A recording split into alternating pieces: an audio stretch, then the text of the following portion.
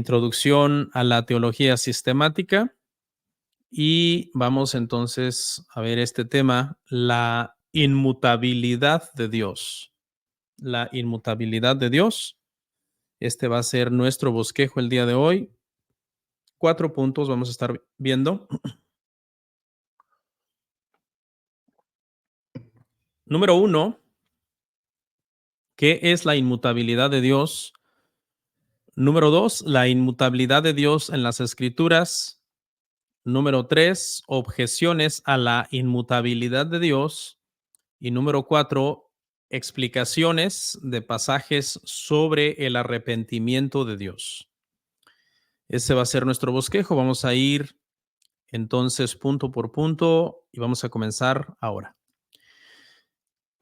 Número 1, ¿qué es la inmutabilidad de Dios?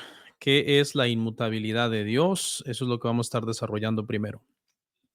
Mire lo que dice Santiago, capítulo 1, versículo 17. Toda buena dádiva y todo don perfecto desciende de lo alto, del Padre de las luces, en el cual no hay mudanza ni sombra de variación. Dice Santiago aquí, y es uno de nuestros textos base cuando hablamos de la inmutabilidad de Dios, entre muchos otros textos de las Santas Escrituras, pero aquí dice Santiago, ¿verdad? Que en Dios no hay mudanza y que en Dios no hay sombra de variación.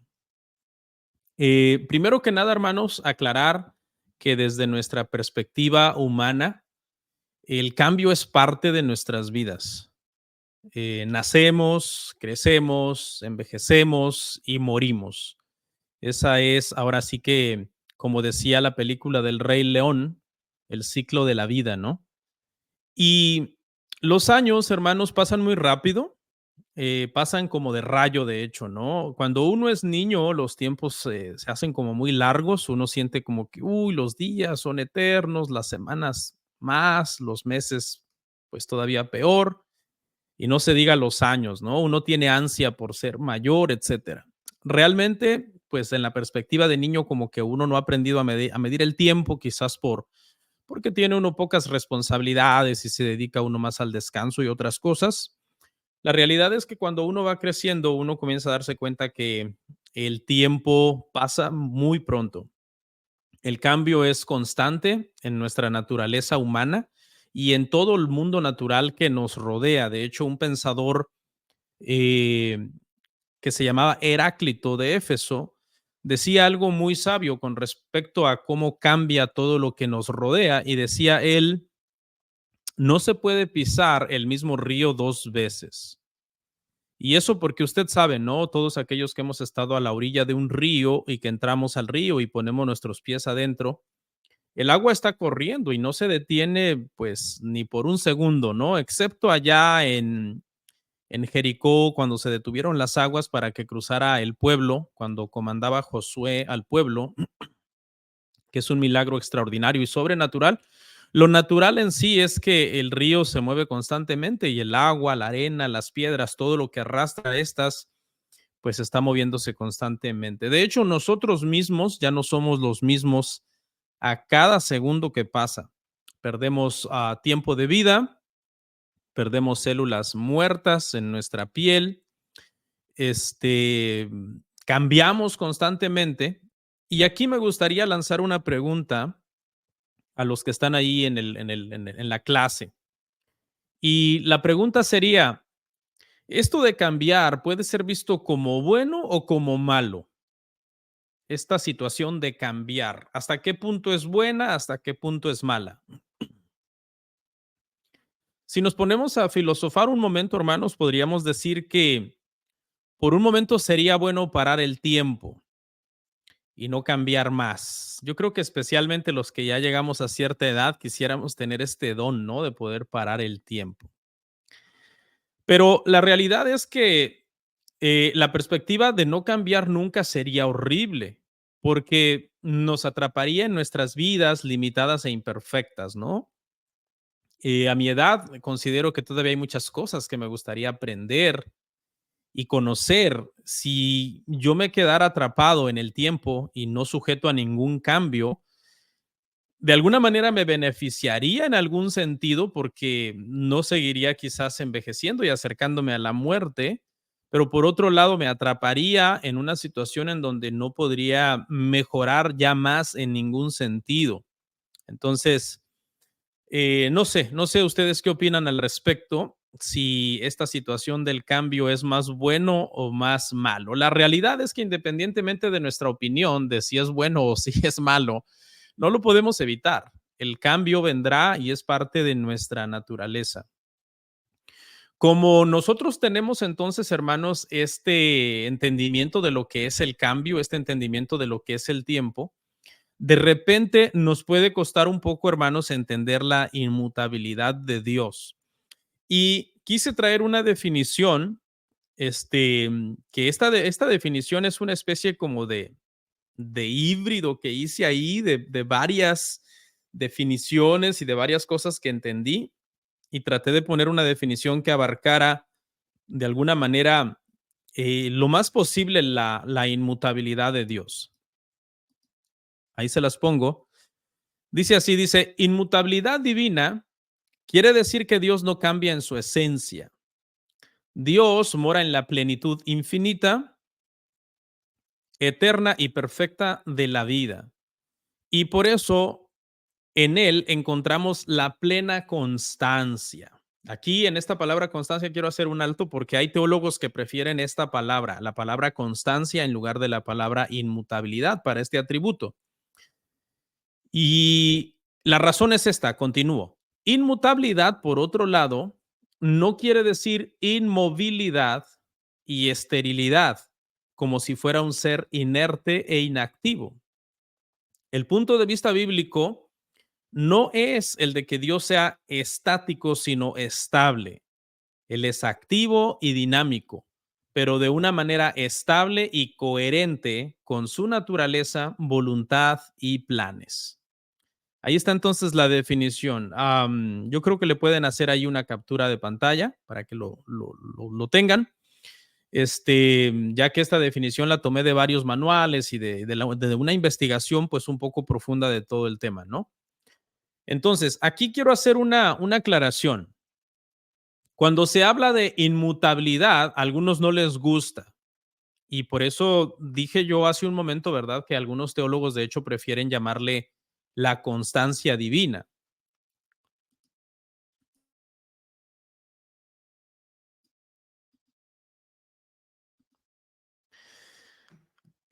¿Por qué le prefieren llamar a algunos constancia divina? Porque algunos entienden que el término inmutabilidad pinta a Dios, aún sin querer, como si Dios fuera una especie como de piedra, un ser como que no reacciona a nada, como que nada lo mueve.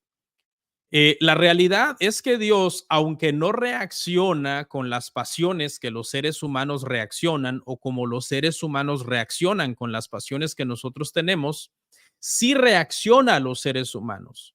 Dios sí reacciona a los seres humanos. Entonces, algunos prefieren evitar el término inmutabilidad porque da a entender como que Dios no reacciona, como que Dios fuera una piedra, un ser inerte, inactivo, inmóvil, estéril. Entonces, lo que realmente queremos decir acá es que Dios es un ser estable en el que podemos confiar, sus promesas son seguras, sus planes son buenos, Dios es fiel, Él será el mismo, ¿no? Actuará como prometió, Él será el mismo desde el principio y hasta el final, Él va a actuar siempre como Él ha prometido y va a cumplir entonces sus compromisos. Mire estos pasajes que tengo acá que nos ayudan a tener un consuelo si creemos que Dios es inmutable. Lamentaciones 3:22 al 23 dice, por la misericordia de Jehová no hemos sido consumidos, porque nunca decayeron sus misericordias. Nuevas son cada mañana, grande es tu fidelidad. ¿Ok? Imagínense en este pasaje, hermanos, si nos pusiéramos a pensar que Dios no extendiera nuevas misericordias cada mañana, que por la noche algo pasara en Dios y de alguna manera al día siguiente amaneciera o bien con menos misericordia o bien como un ser inmisericordia. No, el escritor sagrado dice, no, más grande es tu fidelidad. Por cuanto Dios es inmutable, es un ser en el que hay constancia, en su esencia, en su voluntad y en sus planes, nosotros podemos estar confiados de que Él no cambiará en este sentido. Mire lo que dice la primera epístola del apóstol Juan, capítulo 1, verso 9. Si confesamos nuestros pecados, Él es fiel y justo para perdonar nuestros pecados y limpiarnos de toda maldad. Podemos confiar en estas promesas porque Dios no cambia. Si Dios cambiara, toda la humanidad correría peligro, ¿no? Estaríamos en un constante peligro. Si Dios fuera como los hombres, hace tiempo que su misericordia se habría agotado, su fidelidad se habría acabado y posiblemente ya hubiéramos caído entonces en las manos de un Dios que está airado, obviamente, todos los días contra el impío, ¿no? Pero ya se hubiera extendido a toda la humanidad en general y quizás hubiera, de hecho, exterminado a la raza humana, ¿no? Mire lo que dice Malaquías, capítulo 3, verso 6, porque yo, Jehová, no cambio. Escuche, por esto, hijos de Jacob, no habéis sido consumidos. ¿Por qué? Porque Él no cambia, porque Él es constante. Su carácter es constante. El creador jamás se vuelve menos veraz, Dios no se vuelve menos justo, Dios no se vuelve menos bueno de lo que una vez fue. Esos son atributos de la esencia de Dios que se mantienen constantes todo el tiempo, hermanos. Amén. Entonces, en este punto creo que nos quedamos entonces con una introducción de lo que es el cambio, una definición de lo que es la inmutabilidad divina y por lo menos unos pasajes que nos llevan a un entendimiento de lo bueno que es el que Dios sea inmutable, porque entonces podemos confiar en sus misericordias, en su fidelidad y en su amor para nosotros. Vamos a ir al punto número 2, hermanos. Bienvenidos a los que llegaron un poquito tarde, hermanos. Gracias por estar ahí. Veo al hermano Marco, el hermano Anthony, que llegaron un poquito después. Bueno, punto número 2, la inmutabilidad de Dios en las Escrituras. La inmutabilidad de Dios en las Escrituras. Obviamente, hermanos, todas las doctrinas que nosotros los protestantes creemos deben de estar respaldadas por la Escritura, porque pues somos sola Escritura y debemos ir a la Escritura entonces para buscar lo que creemos. El relato bíblico de Dios se abre con la historia de sus obras, ¿ok? Pero no es como las biografías humanas. No sé si usted ha puesto atención en ese detalle cuando abrimos Génesis capítulo 1, versículo 1. No, la Biblia no comienza primero con un tratado sobre quién es Dios, sobre por qué Él existe, sobre por qué debemos de creer que Él existe, sobre cómo Dios se originó. No. La Biblia simplemente da por sentada la existencia de Dios y la da por sentada como que es un ser eterno. La biografía, por ejemplo, hermanos, de las personas consiste en trazar, ¿no? El origen de una persona, cómo esa persona se desarrolló a lo largo del tiempo. Eso no pasa en el caso de Dios. Simplemente desde el principio ya Dios estaba allí, ya existía en todo su esplendor, en todo su poder, en toda su sabiduría, en toda su bondad. Y esto es lo que encontramos entonces en Génesis 1:1. En el principio creó Dios los cielos y la tierra. ¿Ok? Toda biografía, hermanos, si nosotros comenzáramos a leer una biografía de un personaje famoso que existió, qué sé yo, hace unos 700, 800 años, por ejemplo, Tomás de Aquino, qué sé yo, lo primero que vamos a encontrar, hermanos, es que cuando vamos a leer su biografía, pues vamos a encontrar su fecha de muerte, de nacimiento, perdón, primero, en ese orden. Luego vamos a encontrar sus obras más importantes. Después de eso vamos a encontrar su fecha de muerte, ¿no? Eso es lo típico cuando se va a hablar de un ser humano. Eso en Dios no existe, ¿no? No hay historia del origen, desarrollo y muerte de Dios. Dios es eterno. Su acto de creación hizo el mayor de los cambios para el mundo, pues trajo de la nada todo lo que nosotros conocemos, ¿no? Ex nihilo. Hubo un cambio en el mundo, pero ese cambio no trajo ningún cambio en Dios mismo, en su esencia. Es verdad que hubo un cambio en su relación con todo lo que él creó y eso es algo que vamos a ver más adelante. Creo que entender eso es bien importante para entender a cabalidad la doctrina de la inmutabilidad divina. Pero en este punto lo que queremos decir entonces es que la obra de la creación no cambió al creador, ¿no? Su gloria, su amor, su voluntad permanecen igual desde antes que las cosas existieran. Eso es lo que nos atestigua el Salmo 92. Dice, antes que naciesen los montes y formases la tierra y el mundo, desde el siglo y hasta el siglo, tú eres Dios. ¿Ok? La inmutabilidad de Dios, entonces, está estrechamente relacionada con su eternidad. Hay varios atributos de Dios, hermano, que están intrincados uno con otro, bastante, ¿no? Cuando estuvimos hablando, por ejemplo, de la autoexistencia de Dios, está relacionado con la independencia total de Dios, con la eternidad de Dios, y ahora viene también, entendemos que la inmutabilidad de Dios está relacionada con su eternidad. Su naturaleza divina permanece para siempre, por tanto, Él no cambia. Podríamos dar dos razones de por qué Dios no cambia. Dios no cambia porque Dios no está sujeto al tiempo. Antes de que Dios creara el tiempo, que nosotros creemos que el tiempo es algo creado, Dios ya existía. Otra razón por la que Dios no cambia es porque Dios no es materia, Dios es espíritu. Antes de que Dios trajera todo a la existencia, el mundo material, Dios ya existía también. Dios habita entonces fuera de la dimensión tiempo, fuera de la dimensión materia en que nosotros pues estamos acostumbrados a que todo se desenvuelve. Entonces Dios es eterno. Dios no puede incrementarse en nada. Dios no puede ser mejor en 1000 años de lo que es hoy, ¿no? Él ya es perfecto. Dios tampoco puede disminuirse. Si Dios disminuyera en un grado, en algún sentido, en su carácter, pues obviamente dejaría de ser Dios. Las criaturas somos mutables, como estuvimos comentando hace un momento, pero el Creador es inmutable en su ser y siempre lo será.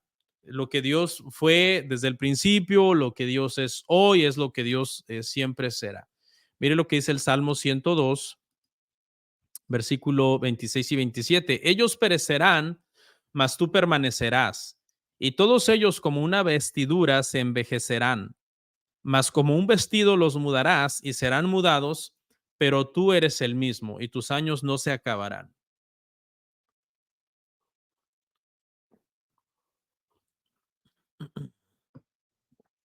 Este salmo es muy interesante porque aquí se le está aplicando al Padre y luego más adelante vamos a ver cómo este mismo salmo se le aplica al Hijo, ¿no? Y aquí está hablando de la inmutabilidad del Padre. Y mire lo que menciona aquí, ¿no? Objetos estables, como por ejemplo la tierra bajo nuestros pies es estable. Aparte de los temblores, obviamente, ¿no? Especialmente para los que viven en la Ciudad de México. Pero la tierra en sí es estable. Yo ya tengo varios años de edad, para no decírselos, y siempre la tierra ha estado debajo de mis pies, es muy estable y así ha estado por milenios, debajo de los pies de los hombres. El cielo es muy estable también, desde que yo tengo memoria el cielo ha estado sobre mi cabeza, igual sobre la tuya y sobre millones de seres humanos que nos han precedido en los últimos milenios, varios milenios, ¿no? Menciona aquí el salmista estas dos creaciones, ¿no? Cielos y tierra que fueron creados por Dios y los menciona como creaciones que envejecen, que se mudan, que serán mudados.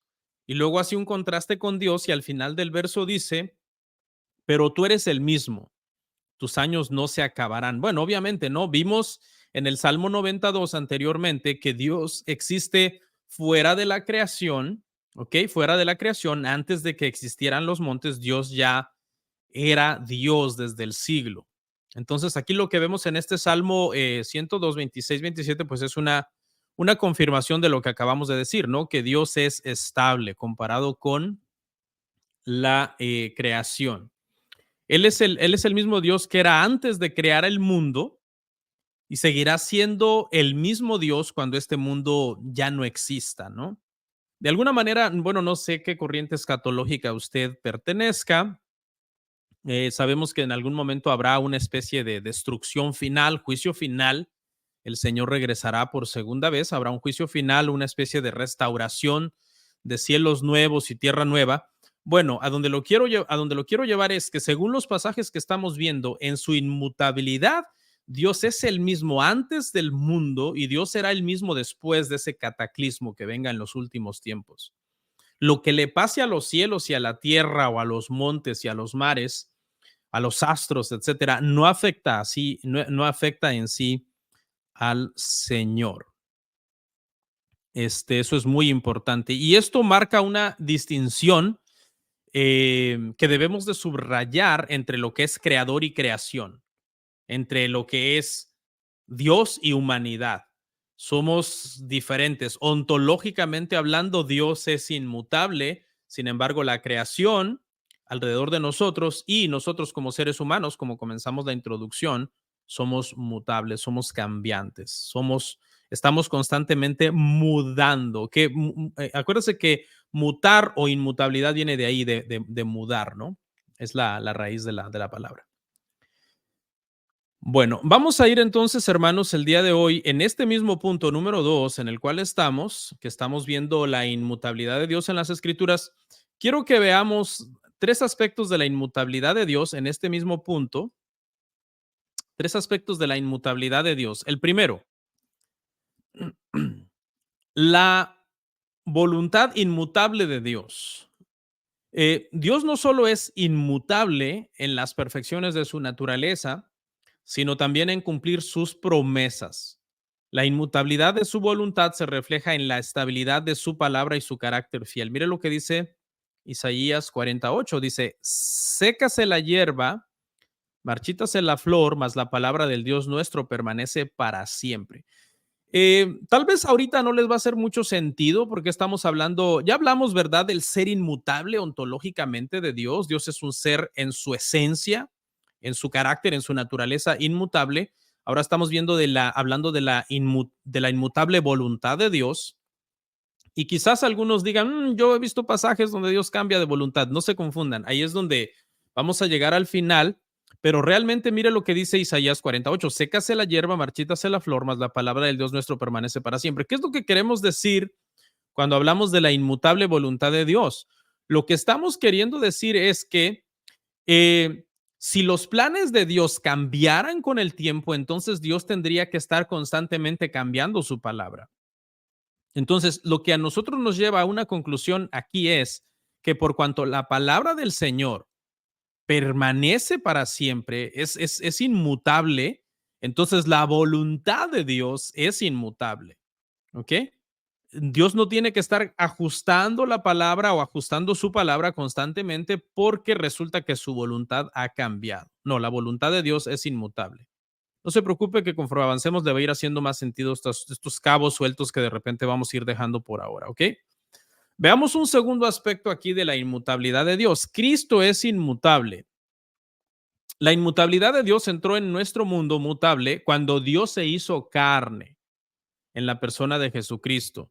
Hermanos, fue un misterio, ¿ok? Fue un misterio porque el Dios inmutable de alguna manera entró en cierto grado de inmutabilidad en la persona de Jesucristo. Mire lo que dice Juan 1:14. Dice, y aquel verbo fue hecho carne y habitó entre nosotros y vimos su gloria, gloria como del unigénito del Padre, lleno de gracia y de verdad. Jesús, entonces el Señor Jesús cuando se encarnó, nosotros sabemos que tuvo la cristología. En la cristología aprendemos que hay una doble naturaleza en Cristo, ¿no? Una naturaleza divina, que es una naturaleza obviamente inmutable, y una naturaleza humana en la cual nosotros entendemos que Jesús experimentó cambio. Jesús nació como un ser humano, ¿verdad? De hecho, Lucas capítulo 2, versículo 52 dice que crecía, ¿no? Crecía en sabiduría, en estatura y en gracia para con Dios y delante de los hombres. Pero en cuanto a su divinidad, nosotros entendemos entonces que es eterno. Cristo es eterno y es inmutable. Juan capítulo 1, versículo 1 dice, en el principio era el verbo y el verbo era con Dios y el verbo era Dios. Y obviamente ese verso nos remonta una vez más a la eternidad del Hijo, a la eternidad del verbo, a la inmutabilidad eh, de la naturaleza divina de Cristo, ¿no? Mire lo que dice Hebreos 13:8, Jesucristo es el mismo ayer, hoy y por los siglos. Hay una inmutabilidad en él. Cuando Jesús, hermano, confrontó a los religiosos de su tiempo y que Jesús le dijeron, tú tienes menos de 50 años. Le estaban diciendo, eres muy joven, ¿cómo dices tú que tú conoces a Abraham.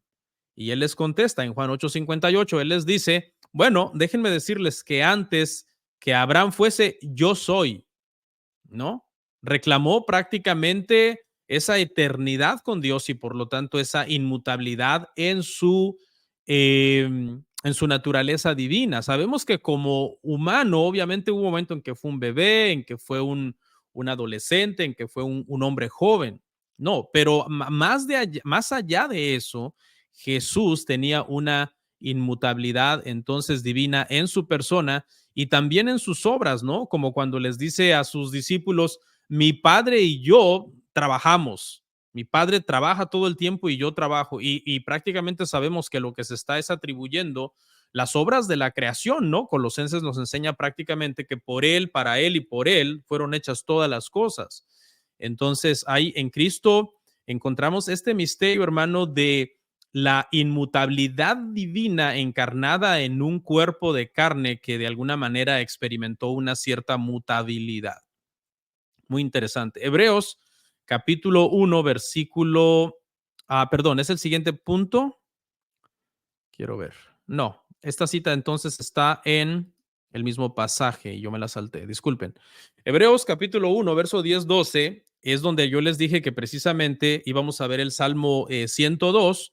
El autor de Hebreos, cuando cita aquí este pasaje, está refiriéndose al Salmo que ya habíamos visto, en donde se le estaba atribuyendo la inmutabilidad al Padre, pero ahora aquí vemos al autor de Hebreos en esta adoración, en esta doxología, adorando a Cristo, citando el Salmo 102, verso 25 al 27, pero ahora entonces igualando a Cristo con el Padre en esencia. Y dice, y tú, oh Señor, en el principio fundaste la tierra y los cielos son obra de tus manos. Ellos permanecerán, mas tú, ellos perecerán, mas tú permaneces.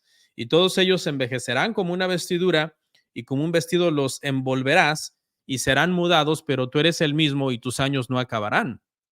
Y los que conocen hebreo saben que este pasaje está referido a Cristo Jesús.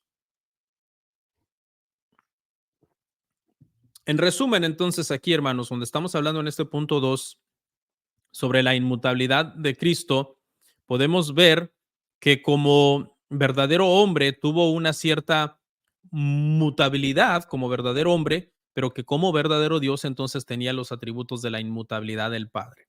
Amén.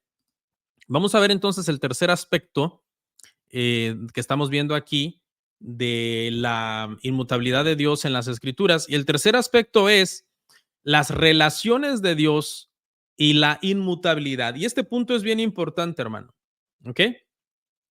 Las Sagradas Escrituras nos enseñan que Dios no cambia en su ser, ni en su voluntad, ni en sus planes. Creo que eso ya lo hemos establecido con todos los pasajes que hemos visto. Pero las escrituras sí atestiguan de alguna manera que las relaciones de Dios cambian. Las relaciones de Dios cambian. ¿Ok? Si a alguien le está haciendo un poco de ruido esta declaración, no se preocupe, trataré de que nos quede clara y no surja ninguna confusión. Por ejemplo, Dios tiene relación con la naturaleza en este mismo instante, ¿verdad? Dios manda la lluvia, Dios alimenta a las aves, Dios sostiene a los planetas sobre sus órbitas, sobre los cuales están girando. Pero, hermanos, esa relación de Dios con la creación no existía antes que la creación existiera. Es decir, la creación no cambió al creador, ontológicamente hablando, en su ser, en su voluntad y en sus planes, pero hubo un cambio en la relación del creador con su naturaleza. ¿Ok? Eso mismo pasa también con la humanidad. Dios tiene relaciones de amor con la humanidad que no existían antes de que Dios creara a la humanidad. Em, entonces, eso es lo que queremos decir. Ahora, entonces, la relación de Dios con la humanidad de repente puede cambiar porque por medio del Evangelio nosotros sabemos que las personas que oyen el Evangelio y lo rechazan serán condenados y las personas que oyen el Evangelio y vienen a Cristo serán salvados. Entonces, allí es donde sabemos que de alguna manera, cuando nosotros no somos hijos de Dios, dice la Biblia en Efesios que somos hijos de ira, hijos de desobediencia, pero cuando oímos el Evangelio pasamos a ser hijos de Dios. Entonces, ahí podemos entender, hermanos, que hay un cambio entonces en la relación de Dios con las personas. Y pues vamos a ver un versículo, Juan 3, 16, 18, para explicar un poco más esto, ¿no? Dice, porque de tal manera amó Dios al mundo que ha dado a su Hijo unigénito para que todo aquel que en él cree no se pierda, mas tenga vida eterna. Porque no envió Dios a su Hijo al mundo para condenar al mundo, sino para que el mundo sea salvo por él. El que cree, perdón, el que en él cree no es condenado, pero el que no cree ya ha sido condenado porque no ha creído en el nombre del unigénito Hijo de Dios.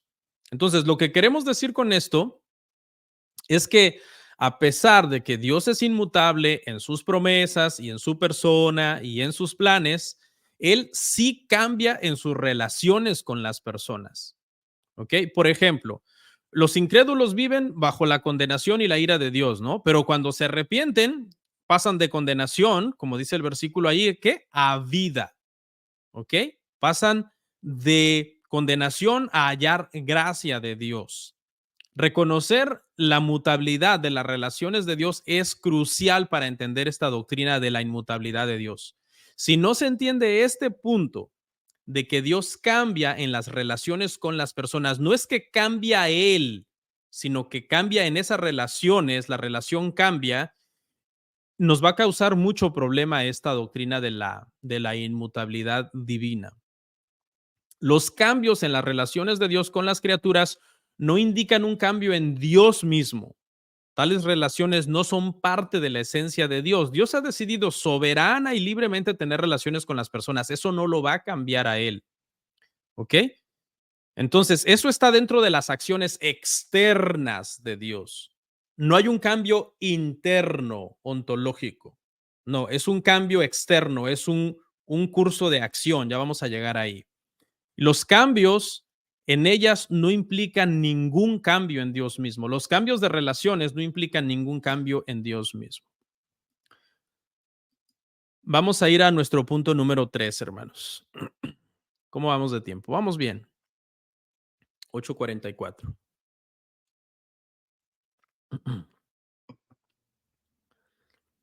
Ok, en estos dos puntos, hermano, entonces es donde vamos a hacer una especie como de papel de abogado del diablo, ¿no?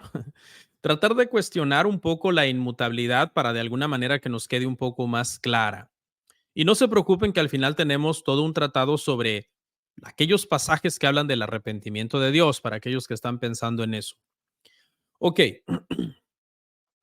acá voy a hablar por lo menos de tres posibles explicaciones al tema de cuando se cuestiona la inmutabilidad de Dios, ¿no? Porque aparecen por ahí ciertas declaraciones en las escrituras que nos podrían llevar como a cuestionar esta doctrina.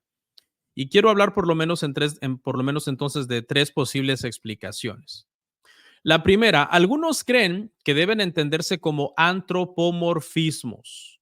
Antropomorfismos. Esta palabra, hermano, antropomorfismo está compuesta por dos términos, ¿no? Antro, que viene de antros, que quiere decir hombre, y morfismos, que se refiere como a formas, ¿no? Entonces, lo que se quiere decir es que aquellos pasajes que hablan o describen ciertas acciones y sentimientos de Dios, están tratando de describirlas en términos humanos, desde una perspectiva humana, para que nosotros podamos entenderla.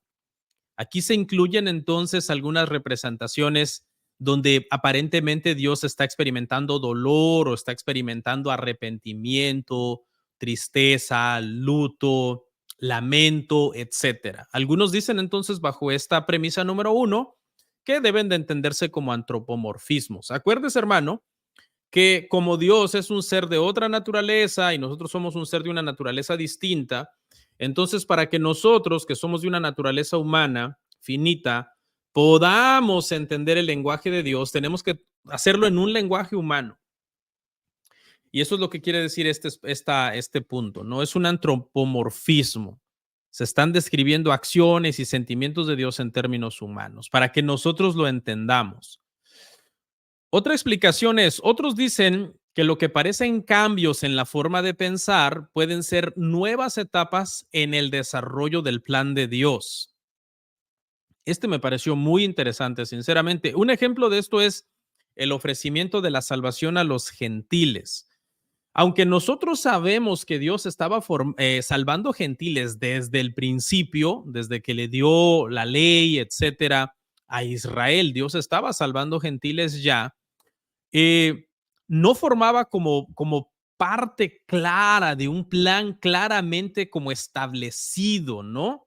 Entonces, lo que representó ya en el Nuevo Testamento fue como una especie de entendimiento nuevo de este plan. De hecho, Efesios llama esto un misterio que estaba escondido en el Antiguo Testamento sobre cómo se salvarían los gentiles. Ahora Pablo lo revela y Pablo dice, bueno, es en Cristo, la salvación es en Cristo, por medio de la fe en el Mesías que había de venir. Entonces aquí es muy importante, hermanos, aclarar que no es un nuevo plan, solo es una nueva etapa del mismo plan. Dios tenía su plan ya desde el Antiguo Testamento de salvar a los gentiles, estuvo salvando gentiles. En el Nuevo Testamento es el mismo plan, salvar gentiles, pero ahora es entonces el desarrollo o el descubrimiento de una nueva etapa, pero del mismo plan. Es muy importante tener esto en mente, hermanos, porque acuérdese que Dios no cambia de planes. En la inmutabilidad, hermanos, tienen que entender tres cosas. Número uno, Dios no cambia de planes, Dios no cambia de voluntad y Dios no cambia ontológicamente en su persona, en su naturaleza, en su esencia. Lo que vimos anteriormente es que cambia en sus relaciones con las personas. ¿Ok? Otra explicación, hermanos, otra postura es que los cambios de pensamiento aparentes son cambios de orientación que se dan como resultado del cambio de relación de los humanos para con Dios. ¿Ok? Repito esta, me pareció un poquito enredada, la repito. Otra postura es que los cambios de pensamiento aparentes son cambios de orientación que se dan como resultado del cambio de relación de los seres humanos para con Dios. Ok, como la declaración es un poco difícil, pues hay que darle ilustraciones, ¿no? Esa es mi teoría, de que toda declaración teológica difícil necesita una ilustración, un ejemplo para nosotros poderla aterrizar y entenderla. ¿Ok? Entonces, repetimos, son cambios aparentes de pensamiento y la razón es porque las personas han cambiado en su relación con él. Por ejemplo, Adán estaba en un estado perfecto, ¿no? Con Dios. Estaba todo bien. Cuando Adán pecó, Adán cambió, ¿sí? No es Dios el que cambió, sino que fue Adán el que cambió. Y esto produjo un disgusto en Dios, ¿ok? No cambió el plan de Dios, no cambió la voluntad de Dios, no cambió la naturaleza de Dios. Lo que cambió de alguna manera fue su relación, cómo se comenzó a orientar esa relación entonces con Adán. Ya usted sabe lo que pasó, ¿no? El Señor profirió la maldición sobre la serpiente, la mujer, el hombre, la tierra en general, etcétera. ¿Quién cambió ahí? Diría alguien. Ahí cambió Dios. No, Dios no cambió. La teología enseña que quien cambió fue Adán. Adán pasó de un estado de inocencia a un estado de, de estar caído, de estar caído. ¿Ok? Ahora, veamos esto, pero a la inversa. Adán pasó de un estado de inocencia a un estado pecaminoso. Ahora veamos, hermanos, al pueblo de Nínive, que pasa de un estado pecaminoso a un estado de arrepentimiento. ¿Ok? Esto también funciona entonces a la inversa. Dios mandó a Jonás a predicar a Nínive y les dijo en Jonás 3:4, en 40 días Nínive será destruida. Pregunta, ¿esta advertencia incluía una oportunidad para el arrepentimiento?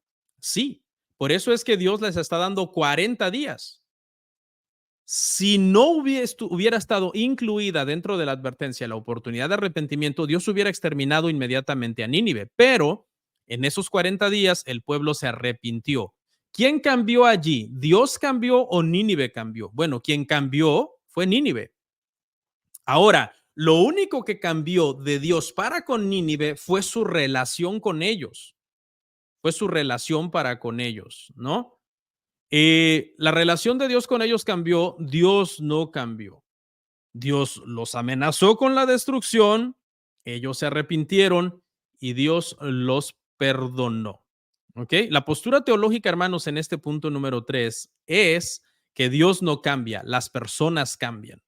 Ahora, cuando las personas cambian, la relación de Dios, que no afecta su voluntad, ni sus planes, ni su ser ontológico, no cambia. Y por último, queridos hermanos, vamos a nuestro punto número 4. Explicación de pasajes sobre el arrepentimiento de Dios. Bueno, una pregunta que debemos abordar en este punto, hermanos, es cómo debemos entender en general las enseñanzas de la Biblia sobre el arrepentimiento divino. ¿Por qué? Porque en las escrituras encontramos pasajes que dicen que Dios se arrepiente y encontramos pasajes que dicen que Dios no se arrepiente. ¿Cómo podemos hacer armonizar? ¿Cómo podemos armonizar estos pasajes para que no tengamos conflicto a la hora de interpretarlos? Bueno, vamos a comenzar, hermanos, por decir algo que es muy importante y que es que esta palabra, hermano, arrepentir, que es la palabra nakam, nakam, se podría pronunciar nakham, ¿no? Nakham o nakam, dependiendo cómo ande su hebreo. El mío anda un poco perdido, así que no sé cuál de los dos es el bueno. Ok, lo primero que tenemos que aclarar, hermanos, es que cada vez que encontramos en las escrituras la palabra arrepentirse, es esta palabrita hebrea, por lo menos en el Antiguo Testamento. Pero resulta, hermanos, que por lo menos en la Reina Valera de 1960, que es la que yo uso, a veces los traductores la tradujeron de una manera y a veces la tradujeron de otra manera. Por ejemplo, esta palabra puede significar también consolar. Aquí quiero hacer una aclaración antes de avanzar. Quiero hacer la aclaración que voy a dar varias citas, no las voy a poner, pero voy a citar de la NBI, de la Nueva Versión Internacional, y es que, aunque la Reina Valera tradujo todo el tiempo arrepentir, una mejor traducción sería la que yo les voy a dar de la NBI. Por ejemplo, la palabra consolar es la palabra nakam, Salmo 23:4. Aunque ande en valle de sombra de muerte, no temeré mal alguno, porque tú estarás conmigo. Tu vara y tu callado me infundirán aliento. Aquí, hermano, la frase me infundirán aliento, que habla de consuelo, es la palabra nakam. Nakam o Naham. ¿Ok? ¿Cómo la tradujeron acá? No la tradujeron como arrepentimiento, simplemente la tradujeron en el sentido de consuelo. Número 2, compasión. Cuando esta palabra se traduce por compasión, también se puede traducir por compasión la palabra Naham. Jueces 21:6. Y los hijos de Israel se arrepintieron a causa de Benjamín su hermano y dijeron, cortada es hoy de Israel una tribu. Aquí, hermanos, la Nueva Versión Internacional la tradujo afligieron, ¿ok? La tradujo afligieron, donde dice, y los hijos de Israel se arrepintieron, aquí la tradujo como se afligieron. Es la misma palabra nakham, ¿ok? Que no se traduce entonces aquí en la Reina Valera como arrepintieron, pero en la NBI no se tradujo así, sino que se tradujo como afligieron. Por último, la tercera, también se puede traducir esa palabra nakham como volverse o cambiar el curso de acción. La vamos a ver ahí en el Salmo 110, perdón, 4. Juró Jehová y no se arrepentirá. Tú eres sacerdote para siempre según el orden de Melquisedec. En la NBI, hermanos, que yo les dije que no las traje, pero que solamente se las iba a decir cómo la tradujeron ellos, esta palabra nakham, que es la misma, yo las estuve checando en la Strong para estar seguro, es la frase cambiar de parecer, cambiar de parecer. ¿Ok? Entonces, mientras que la Reina Valera casi siempre la traduce como arrepentirse, solamente en el Salmo 23:4 la tradujeron como infundirán aliento, la misma palabra natham para consolar. Eso es lo que puede de alguna manera en algún momento, hermanos, causar un poquito de controversia en este asunto. Y aquí es donde estoy de acuerdo con la premisa anterior que hablábamos de que muchas veces, hermanos, son antropomorfismos, es decir, expresiones desde la perspectiva humana, expresiones sobre acciones y sentimientos de Dios desde la perspectiva humana, simple y sencillamente para que nosotros como humanos lo entendamos, hermanos, ¿ok? Entonces, pero tengan en cuenta esto, hermano, no sé si los enredé, espero no haberlo hecho. Doy un repaso rapidito y seguimos al punto que sigue. Naham es la palabra hebrea para arrepentirse y tiene tres acepciones por lo menos que estamos viendo acá, aparte de arrepentir, consolar, compasión, volverse o cambiar de curso de acción. Mientras que la Reina Valera casi siempre la traduce como arrepentirse, excepto aquí en el Salmo 23:4 que la tradujeron infundir aliento, la NBI siempre le busca como la mejor traducción, ¿no? Como por ejemplo, se afligieron en Jueces 21:6 o cambió de parecer en el Salmo 110:4. ¿Ok? Bueno, entonces tengamos esto en mente, hermanos. La Biblia usa este término para hablar de cambios en las relaciones y acciones de Dios hacia las personas, lo mismo que ya hemos venido hablando. ¿Ok? Y ahora vamos entonces a entrar a ver por lo menos los pasajes más populares en este asunto. Veámoslos, tomando en cuenta lo que ya vimos. Génesis 6:6 al 7. Dice así. Y se arrepintió Jehová de haber hecho hombre en la tierra y le dolió en su corazón. Y dijo Jehová, raeré de sobre la faz de la tierra a los hombres que he creado, desde el hombre hasta la bestia, y hasta el reptil y las aves del cielo. Pues me arrepiento de haberlos hecho. Una lección rápida, así a primera vista, hermanos, de este pasaje, sugiere que de alguna manera Dios llegó a creer que había cometido un error, ¿no? Como si Dios fuera un ser que va aprendiendo en el proceso, como dice la teología del proceso, ¿no? Y que Dios estaba muy contento con haber creado todo, pero luego cuando Adán pecó, como que Dios no lo sabía, Dios se arrepintió. Si uno entiende esa palabra, se arrepintió así, eso es lo que nos diera a entender que Dios se arrepintió, decidió revertir su plan anterior, destruyendo entonces la mayor parte de la raza humana. La mejor traducción, hermanos, aquí para se arrepintió sería se lamentó. Y usted lo puede checar en algunas otras versiones. Sería se lamentó. Esa sería una mejor traducción. Le pesó, le dolió. Y aquí, hermanos, quiero hacer una aclaración cuando hablamos de estos sentimientos y pasiones, ¿no? De dolor, etcétera, porque cuando veamos, si es que vemos la impasibilidad de Dios, no quiero que se confunda, porque mientras que Dios sí reacciona con acciones, no reacciona con las mismas pasiones que reaccionamos los seres humanos. También leemos de Dios que se arrepiente de hacer daño de alguna manera a Israel, cuando Israel lo provocaba a ira y llegaba un momento en que la ira de Dios se encendía y Dios estaba como ya en planes de destruir a Israel. Entonces Moisés intercedía por el pueblo, pidiéndole que tuviera misericordia de ellos y lo hacía desistir. Vamos a ver un pasaje donde también se habla del arrepentimiento de Dios en este contexto. Éxodo 32:12. ¿Por qué han de hablar los egipcios diciendo, para mal los sacó, para matarlos en los montes y para raerlos de sobre la faz de la tierra? Vuélvete del ardor de tu ira y arrepiéntete de este mal contra tu pueblo. Dando a entender aquí prácticamente como que un hombre mortal, falible, débil, está como haciendo entrar a Dios en razón, ¿no? Llamándolo al arrepentimiento. Y pareciera, si uno lee sin entender esta palabra arrepentir correctamente, como que le funcionó, ¿no? Porque mire lo que dice el verso 14, Éxodo 32:14. Entonces Jehová se arrepintió del mal que dijo que había de hacer a su pueblo. Me encantó cómo lo tradujo esta la nueva versión internacional, porque simplemente lo tradujo Dios se calmó, ¿no? Dios se calmó. Y alguien también podría objetar en este asunto y decir, un hombre aconsejó a Dios, un hombre ayudó a calmarse a Dios cuando tuvo un ataque de ira. No, la realidad es que Dios es un ser impasible. Yo creo que sí vamos a tener que ver esa doctrina, si no, no vamos a entender estos versos. Eh, Sin embargo, la traducción correcta, que sí es un antropomorfismo, una expresión humana para que nosotros entendamos una acción divina, es que Dios se calmó. Es decir, la ira de Dios se apaciguó, según lo traduce la nueva versión internacional. Veamos otro. Uno que en este caso donde no se arrepiente, ¿no? Dice, Dios no es hombre para que mienta, números 23:19, ni hijo de hombre para que se arrepienta. Él dijo y no hará, habló y no lo ejecutará.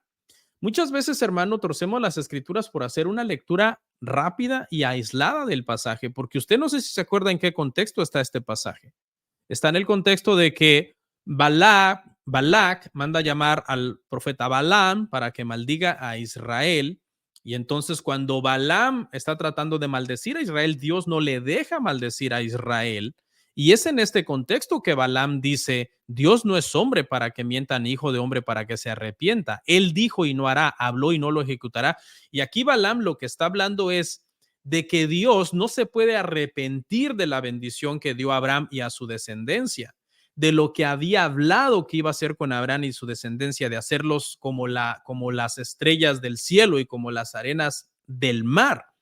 Entonces, es ahí a lo que él se refiere.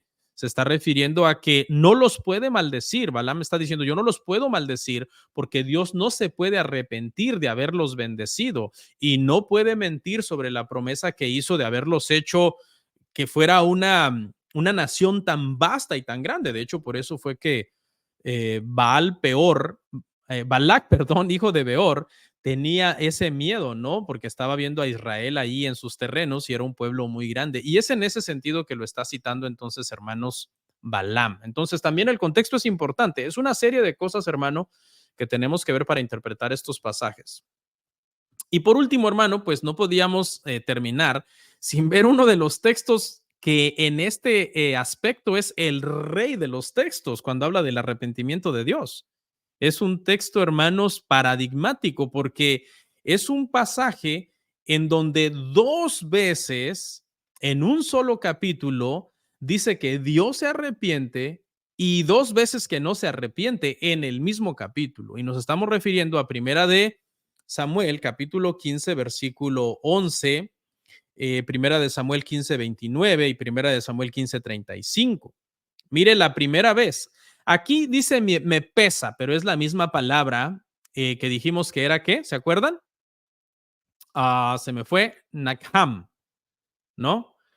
Eh, primera de Samuel 15:35, me pesa o me arrepiento. Después, permiso, me moví. Primera de Samuel 15, ¿dónde estoy? 11, me pesa haber puesto a rey por Saúl, de haber puesto por rey a Saúl, o me arrepiento de haber puesto por rey a Saúl, porque se ha vuelto de en pos de mí y no ha cumplido mis palabras. Y se apesadumbró Samuel y clamó a Jehová toda aquella noche. ¿Okay? Ahí está la primera expresión, Nakham, de me arrepiento de haber puesto por rey a Saúl. Y ahora pues hay que explicar, obviamente, ¿no? Aquí hizo una buena traducción la Reina Valera, me pesa, es una mejor traducción. De hecho, si la vemos así como me pesa, no hay entonces dos me arrepiento y dos no me arrepiento. Pero como nosotros sabemos que es Naham y que muchas veces se traduce me arrepiento, pues por eso es que estamos diciendo que en este pasaje hay dos me arrepiento y dos no me arrepiento, ¿no? Ahora, hay que explicar me arrepiento. El arrepentimiento de Dios en 1 Samuel 15:11 aquí indica su disgusto por el pecado de Saúl. Saúl una vez estuvo delante de Dios como el rey designado, escogido por Dios. De hecho, usted se acuerda del proceso, ¿no? Para elegirlo, etcétera. Pero, ¿qué fue lo que pasó? ¿Quién cambió? ¿Cambió Saúl? Sí, Saúl cambió. Saúl se volvió un rebelde, Saúl se volvió un desobediente y por ende Dios lo rechazó. Es decir, la relación de Dios con Saúl cambió y Dios lo rechazó. Y ahí está la explicación. A mí me parece sencilla y satisfactoria. Espero que a usted también. Veamos el siguiente, 1 Samuel 15:29. Además, el que es la gloria de Israel no mentirá ni se arrepentirá porque no es hombre para que se arrepienta. Ahora, en primer lugar, vimos arriba que le dolió haber puesto a Saúl por rey, pero ahora lo que quiere decir es que no le pesa quitarlo. ¿Ok? Primera de Samuel 15:29 está en el contexto, hermanos, como que Samuel, el profeta Samuel está llorando por Saúl, ¿por qué quitaste a Saúl? Etcétera, etcétera. Y esta es como la respuesta de Dios. Además, el que es la gloria de Israel no mentirá ni se arrepentirá. Es decir, ya lo quité y punto. No me pesa haberlo quitado y voy a poner a otro mejor que él en su lugar. Y sabemos que se refería a David. Y con David sí viene y hace un pacto eterno. Con Saúl no había hecho un pacto eterno, por tanto lo podía quitar. Con David hizo un pacto eterno y nosotros sabemos que por eso es que Cristo es el Rey de Reyes y Señor de Señores, porque ese pacto es eterno y es el descendiente de David. Entonces vemos una coherencia en Dios. Como por un lado allá arriba Balaam dice, Dios no es hombre para que mienta, ni hijo de hombre para que se arrepienta, porque le había hecho una promesa a Abraham y la iba a cumplir.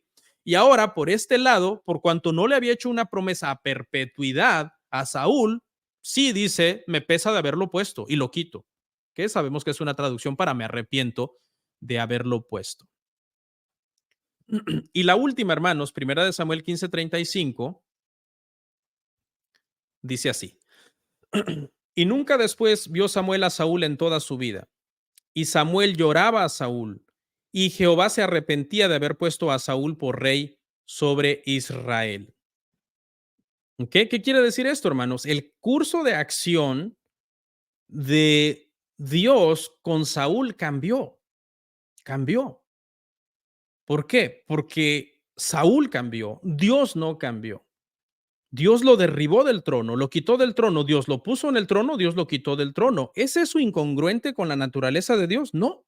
La Biblia dice que Dios pone reyes y Dios quita reyes. ¿Ok? En su momento considera prudente ponerlos y sabio y soberano, aunque a los hombres no les guste. Y en su momento Dios dice, se acabó mi plan de tenerte ahí, por lo menos para este tiempo, no porque su plan cambie, sino porque su plan avanza. Y ahora te quito. Entonces, todos estos pasajes, hermanos, ya para terminar, del arrepentimiento divino, no es un cambio interno en la esencia, planes y voluntad de Dios, sino un cambio externo en sus actos y relaciones con las personas. Creo que una buena aplicación para terminar, hermanos, el tema de la inmutabilidad divina es que podemos confiar en que aún en medio de grandes cambios, Dios continúa ejecutando su plan perfecto. Sin embargo, escuche, no deberíamos de ser presuntuosos de la inmutabilidad de Dios para pensar que no necesitamos lidiar seriamente con la desobediencia, con el pecado, con la rebeldía, con la negligencia. No, porque Dios, hermanos, es inmutable en lo que Él ha prometido, pero Él cambia en sus relaciones con las personas. Y podríamos de alguna manera probar que Dios nos puede disciplinar a nosotros, de hecho, hasta quitarnos la vida, ¿ok? Si por alguna razón nosotros cambiamos para con Él, inclinándonos al pecado, la rebeldía, la desobediencia, entonces Dios puede traer castigo sobre nosotros, porque en ese sentido su relación cambia para con las personas. Esa fue entonces, hermanos, nuestra clase, la inmutabilidad de Dios.